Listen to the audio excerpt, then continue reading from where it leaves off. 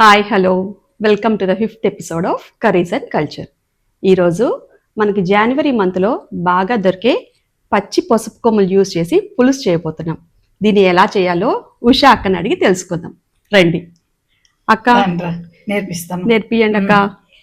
దీనికి కావాల్సిన ఇంగ్రీడియంట్స్ మనకి పచ్చి పసుపు కొమ్ములు 100 గ్రాములు, మామిడి అల్లం 25 గ్రాములు, మామూలు అల్లం 25 గ్రాములు బాగా తీసుకొచ్చి పీల్ చేసి దాన్ని కడిగి ఉంచుకోవాలి. దాన్ని ముక్కలు చేసుకొని దాన్ని ఆ తర్వాత మిక్సీ పట్టాను. కొద్దిగా నీళ్ళు వేసి మిక్సీ పట్టాను. ఎన్ని నీళ్ళు వేయాలక్క? కొద్దిగా ఒక 1/2 గ్లాస్ నీళ్ళు మనకి చాలు. బరకగానా మామూలు పేస్ట్. పెద్ద ఉల్లిపాయ సన్నగా తరిగి పెట్టాను, చిన్నుల్లిపాయలు, వెల్లుల్లిపాయలు, పచ్చిమిర్చి, ఎండుమిర్చి, కరివేపాకు, కొత్తిమీర, ధనియాల పొడి, మిరప్పొడి, కొద్దిగా పసుపు అవసరం లేదు, ఇదే పసుపు కాబట్టి, ఆవాలు, జీలకర్ర, ఉప్పు, టేస్ట్కి తగినంత, కొద్దిగా బెల్లం. ఈ వంట చేయడానికి ఎక్కువగా నువ్వుల నూనె వాడాలి. నువ్వుల నూనె అయితే బాగా టేస్ట్ ఉంటుంది కాబట్టి నువ్వుల నూనె వాడాలి. దీన్ని స్టార్ట్ ఇప్పుడు దీనికి కాస్త ఆయిల్ ఎక్కువే పడుతుంది. నేను 3 టేబుల్ స్పూన్లు వేసాను. ఇందులో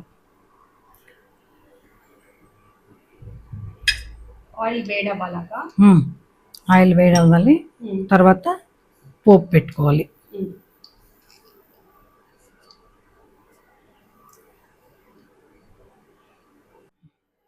ఇప్పుడు పోపు పెట్టుకోవడం. 1/2 టీ స్పూను ఆవాలు,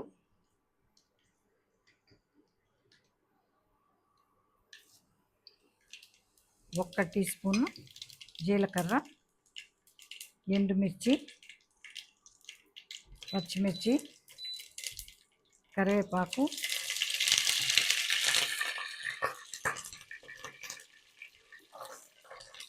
వెల్లుల్లిపాయలు కాస్త ఎక్కువ వేసుకోవచ్చు.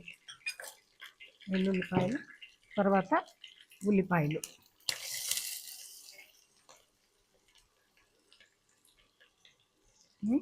చిన్నుల్లిపాయలు,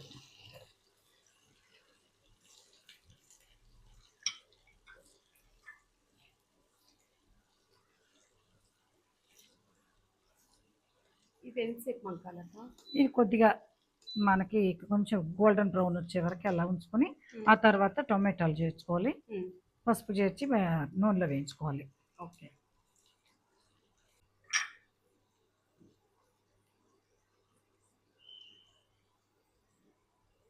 దీంట్లో పసుపు యాడ్ చేస్తాం. నేను యాడ్ చేశాక కొంతసేపు మగ్గనివ్వాలి. గ్రైండ్ చేసిన పేస్ట్.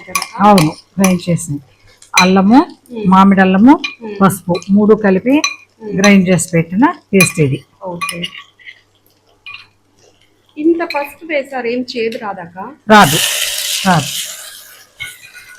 అందుకే బాగా వేయించేస్తున్నాం కదా, పచ్చివాసన పోతుంది, అసలు ఏమి రాదు.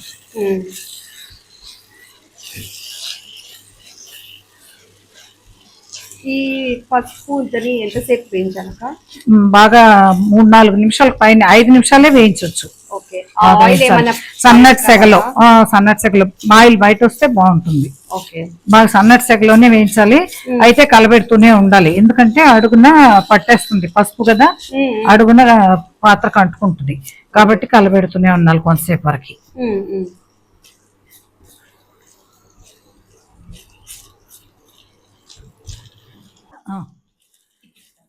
ఈ పసుపు ముద్ద సన్నటి సెగ మీద ఆయిల్ ఇలా బయట వచ్చే వరకు ఉడికించుకొని ఆ తర్వాత టొమాటోలు వేసుకోవాలి.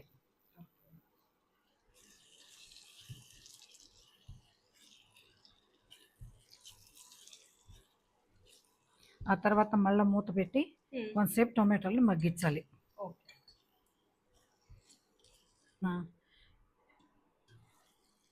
ఇప్పుడు టొమాటోలు బాగా మెత్తగా మగ్గిపోయాయి.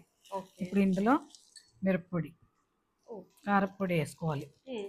కారం కావాల్సినంత, అది ఎవరికి కారంకి తగ్గట్టు వాళ్ళు వేసుకోవాలి.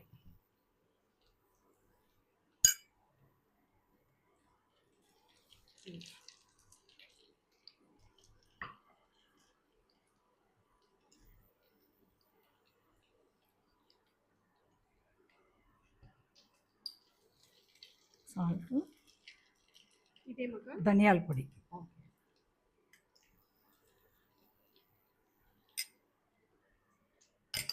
దీనికి పసుపు అవసరం లేదు, ఎందుకంటే పసుపుతోనే వంట చేస్తున్నాం కాబట్టి పసుపు అవసరం లేదు. ఇది ఒక్క నిమిషం వేగిన తర్వాత ఇందులో చింతపండు పులుసు పోసుకుంటాం.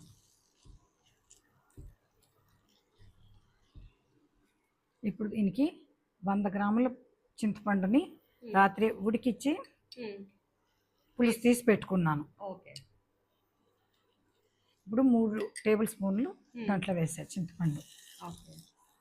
ఈ చింతపండు కూడా బాగా ఉడకాలి, బాగా ఉడకాలి. దీంట్లో ఇప్పుడు నీళ్ళు కొంచెం మనకు కావాల్సినంత నీళ్ళు వేసుకుని బాగా ఉడకనివ్వాలి.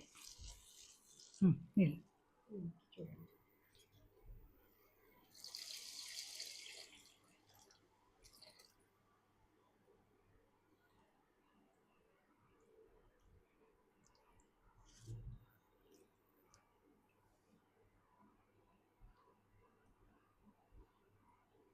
ఇది పులుసు కన్సిస్టెన్సీ ఎలా ఉండాలి? మనకి కావాల్సినంత థిక్ కావాలనుకుంటే కొద్దిగా నీళ్లు తక్కువ వదులుకోవాలి, తిన్గా కావాలంటే కొంచెం నీళ్ళు యాడ్ చేసుకోవచ్చు. అది వాళ్ళ అభిరుచిని బట్టి. ఇది కాసేపు సన్నటి సెగలో ఉడకనివ్వాలి. ఇది ఎంతసేపు మగ్గనివ్వాలి? 5 నిమిషాలకు పైన. ఆ నూనె బయట వచ్చే వరకు మగ్గాలి, అప్పుడే బాగా వస్తుంది. నూనె బాగా బయట వచ్చి తర్వాత నూనె బయట వచ్చిన తర్వాత బెల్లం వేసుకోవాలి కొద్దిగా, 1 స్పూన్ వేయకూడదు. అది నూనె బయట వచ్చిన తర్వాత చివరి దించే ముందు బెల్లం వేసుకోవాలి. ఇప్పుడు పులుసు బాగా దగ్గరకు వచ్చింది, నూనె బయట వచ్చింది. ఈ టైంలో కొద్దిగా బెల్లం, ఇంత చాలు.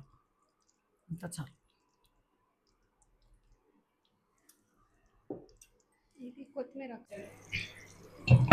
ఇప్పుడు నూనె బాగా బయట వచ్చింది, ఈ టైంలో కొత్తిమీర చల్లుకొని ఆపుకోవడమే.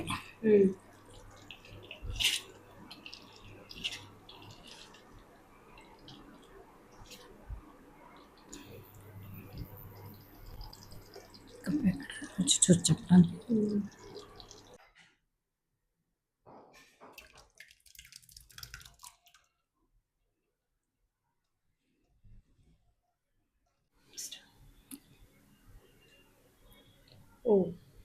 వేడి వేడి పసుపు పులుసు టేస్ట్ చేసి చెప్పు రోజా, ఎలా ఉందో.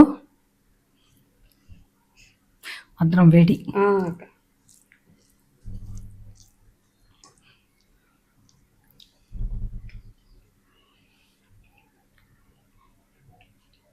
చాలా బాగుందక్క.